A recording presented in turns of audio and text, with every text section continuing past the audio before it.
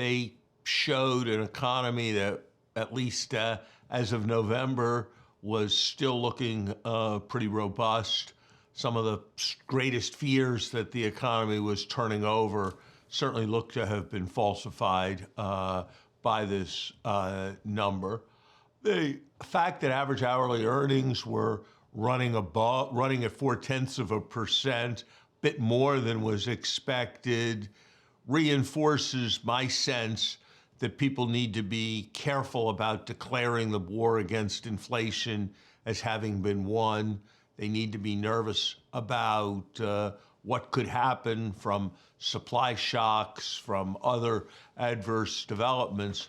But I read these as a pretty favorable number. They certainly make a soft landing look more in play, although I certainly think it would be a mistake to treat a soft landing as something we can take for granted or be confident about.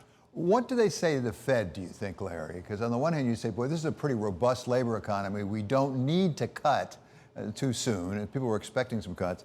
And as you say, on inflation, there are some indications inflation is ticking back up. We have an Atlanta Fed that says that, and they had the UMich consumer sentiment this week indicated that it really dropped the consumer expectations for inflation for 1 year out.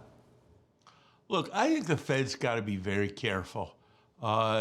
Progress has been made against inflation, but they've got to make sure that it keeps being made, and they've got to make sure that once it's made, it's entrenched and locked in.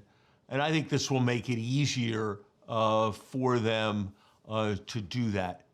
They've got a very tricky problem at the Fed, because whenever people conclude that it's looking good, that we're not going to need more rate increases, long rates come way down, and the stock market has a tendency to go up, and that then undoes some of the tightening that they have already put in place.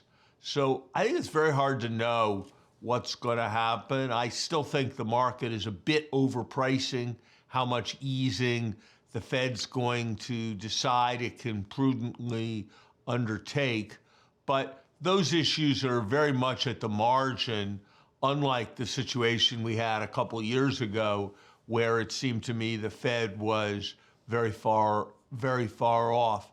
So I think the Fed's in broadly the right place of watchful waiting. But the moment they turn or announce they're going to turn is going to be a seismic moment. And for that reason, they probably need to be very deliberative and careful about getting to that point and waiting until they see some overwhelming evidence of inflation being locked in low, or see some real evidence of the economy turning over.